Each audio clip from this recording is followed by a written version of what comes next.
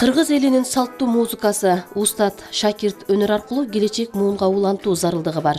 3 этапка бөлүнгөн салттуу музыка айтуучулук, аспаптык жана вокалдык аспаптык искусство өнөрү болуп бөлүнөт. Бул тууралуу адистер учурда элдик музыканы сактоо боюнча ыкчам аракет көрүү зарылдыгын белгилешет. Бул багытта Жалал Абад шаарындагы Маданият техникумунун бүтүрүүчүлөрү улуулардан табирик калган таалим-тарбиясы бар салмактуу сөздөрдөн куралган жагымдуу ырлардын коштоосунда ыркесе сунушту. Саламатсыздарбы, урматтуу ага эжекелер жана коноктор жана ошондой эле ыркесенин катышуучулары. Кутмандуу кушубак күнүңүздөр менен. Августтан бери ата-бабаларыбыздан келе жаткан салт болуп калган быйылкы салттуу музыка жумалыгына арналган ыркесебизди баштоого уруксат этиңиздер. Кайсы салттуу музыка жумалыгы болгон соң ыркесебизди салттуу жандуу музыка менен башталса кантесиз? Албетте жашоот анда эмесе кезекти коомузчулар ансамблине берсек.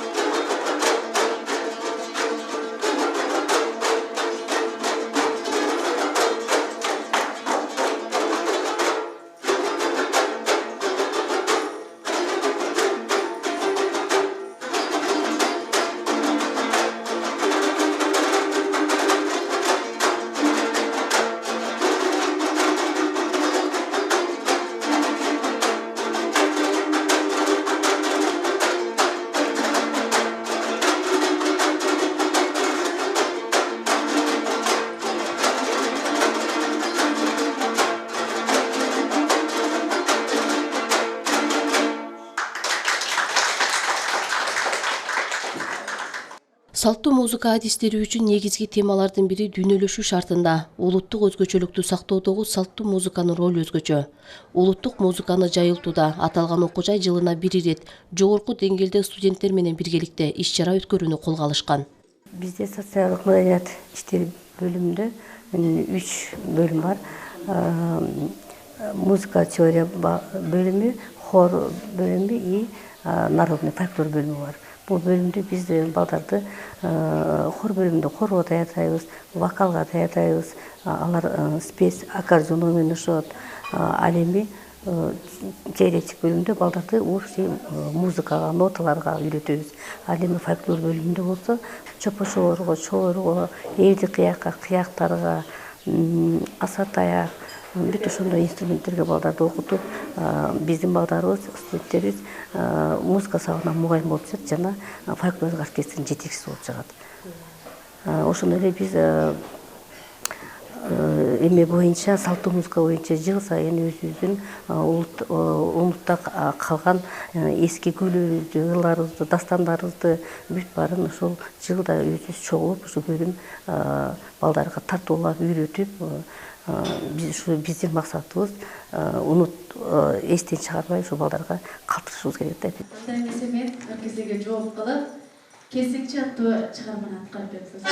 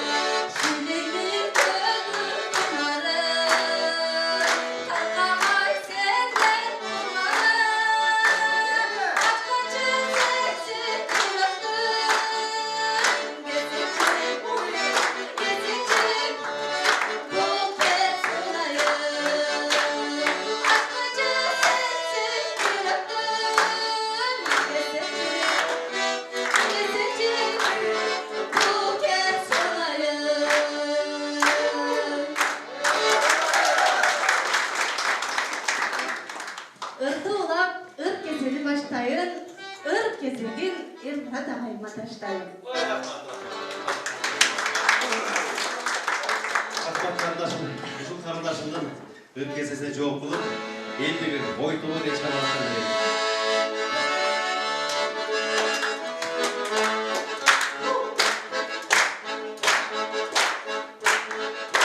Жаңалбай деген жапан құш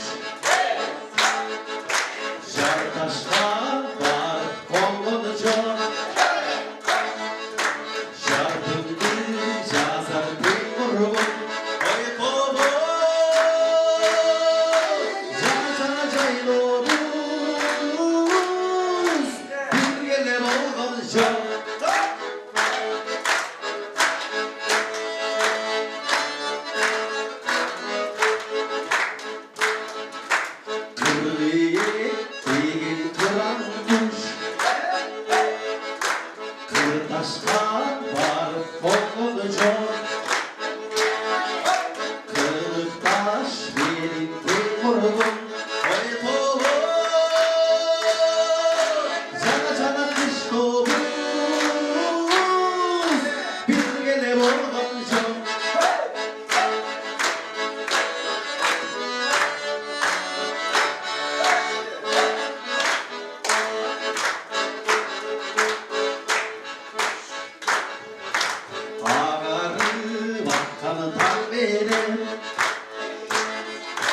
Arkarlar ottoy kumayda Ağızda gidip kalattı Oy tobu Cana cana nasıl geç Kurbun kumayda Oy tobu Cana cana nasıl geç Kurbun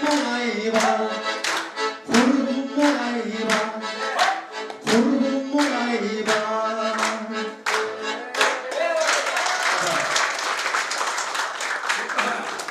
Hadi mesela кезекте ыр кесени ушул мен биздерден бирге окуган мен өзүмдүн курсташым ажайып сулуу шакардай таттуу набаттай таттуу болгон Ширин Тайга ыр кесени сунуп койсом бир колча койсоңуздар. Рахмат Эркебай. Ыр кесемди алайын, ырымды сиздерге сунайын.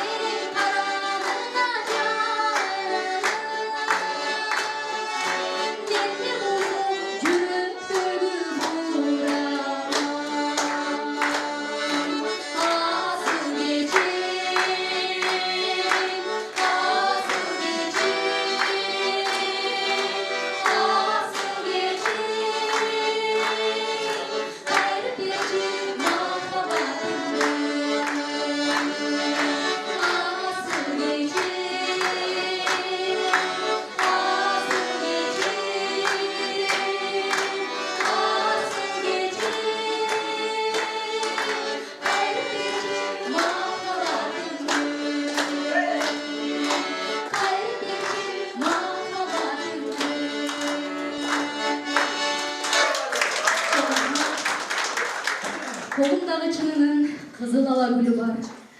Ушул турган достордун ырдайбыз деген түрү бар.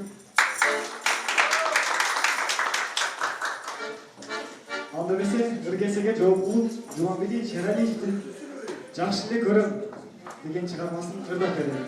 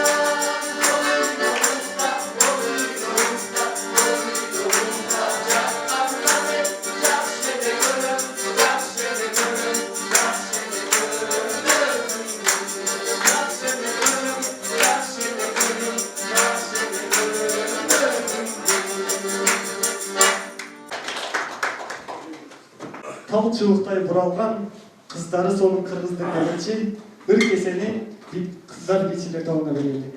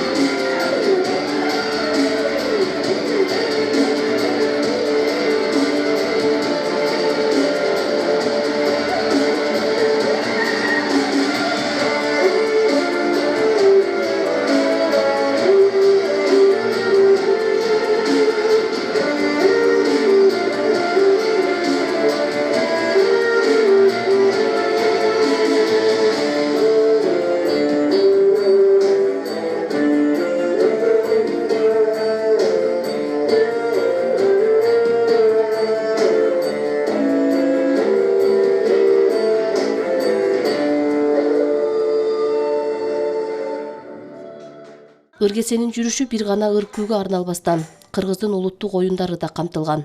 Мында топташ, орду, жолук таштамай оюндары да көрсөтүлдү. Тогуз колгол оюну бул улуттук оюн. Илгертен эле байлар, бийлер жайлоого чыкканда жерди казып алып туруп, корголдон тоголоктоп, аны боеп туруп ойношуп келгенде, алар жөн ойношкон эмес, алар тилдеге, малга, пулга ойношканда, ошол тогуз колгол азыркы эрежеси боюнча биздин мына студенттерге үйрөтүп атабыз. 9 үй болот, 9 үй болот. Ар бир 9 үйдө 9дан таш болот. Кимиси ак тарап болсо, ошол баштап жүрөт. Качан гана ташты таштап кеткенде жүк болгондо алат. Ошо жүк болгондо алганда, ошолордун кимиси көбүрөөк ташты ала турган болсо, 9 ошолор утат. Ошондой эле ал жерде үй деп коет. Үй. Эгерде таштын акыркысы экөө болуп туруп, акыркы ташы 3 болуп калат болсо, ошол туз деп аталат. Ошол үй ошонун пайдасына болот. Башкача айтканда, буга бир үй кем калат дагы кийинки оюнчуга пайдасына жүрөт да. Бу 9 колгоолу азыр жогорку деңгээлде Кыргызстанда өнүгүп турган учуру. Кол мындай.